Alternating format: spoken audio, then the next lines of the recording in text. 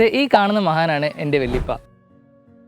പുള്ളി 1980s വലിയൊരു construction company ഉണ്ടായിരുന്നു പുള്ളിക്ക് ഞങ്ങളുടെ നാട്ടിൽ ഒരുപാട് പള്ളികളും വീടുകളും പിന്നെ വേറെ കുറേ കെട്ടിടങ്ങളും പുള്ളി നിർമ്മിച്ചിട്ടുണ്ട്. അതിൻ്റെ നേതൃത്വം വഹിച്ചിട്ടുണ്ട്. ഇപ്പോൾ പുള്ളി ആക്റ്റീവ് അല്ല.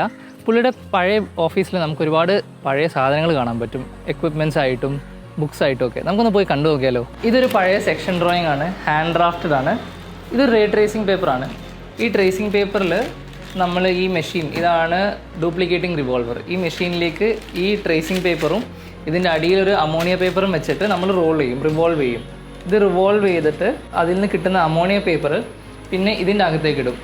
അതിനുശേഷം നമ്മൾ ഈ ഒരു ഭാഗത്തായിട്ട് അമോണിയ ഫില്ല് ചെയ്യും. ഇതാണ് അമോണിയ. ഈ അമോണിയം ഹൈഡ്രോക്സൈഡ് ഒരു ചെറിയ പാത്രത്തിലേക്ക് ഫില്ല് ചെയ്തിട്ട് ഇതിനകത്തേക്ക് പ്ലേസ് ചെയ്തതിന് ശേഷം അതിൽ നിന്ന് വരുന്ന ഫ്യൂംസ് നമ്മളുടെ ഈ അമോണിയ പേപ്പറിലേക്ക് പതിഞ്ഞ് അതൊരു ബ്ലൂ പ്രിൻ്റായി മാറും. എന്നിട്ട് ഈ ബ്ലൂ പ്രിൻ്റാണ് നമ്മൾ മുനിസിപ്പാലിറ്റിയിലൊക്കെ സബ്മിറ്റ് ചെയ്യുക. ഇതേപോലെ ഇരിക്കും ഒരു ബ്ലൂ പ്രിൻ്റൊക്കെ ഏകദേശം. ഈ കാണുന്ന മിനി ഡ്രാഫ്റ്ററും ഈ ട്രേസിങ് പേപ്പറും ഈ പെന്നുകൾ ഉപയോഗിച്ചായിരുന്നു പണ്ട് നമ്മൾ ഡ്രാഫ്റ്റ് ചെയ്തിരുന്നത്.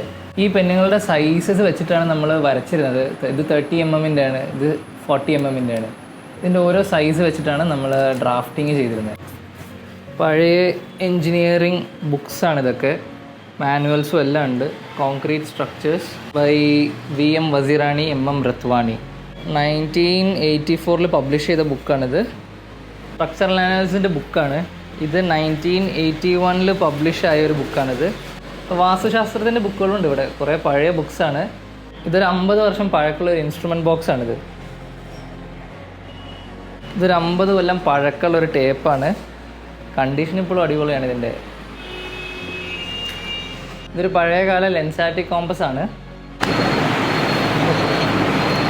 പണ്ടത്തെ കാലത്തൊക്കെ ഇങ്ങനെ ഡ്രാഫ്റ്റ് ചെയ്തിരുന്നവരെ സമ്മതിക്കണം. ഇപ്പം നമുക്ക് ഓട്ടോകാഡിൽ പോലും വരയ്ക്കാൻ ഭയങ്കര ബുദ്ധിമുട്ടാണ്.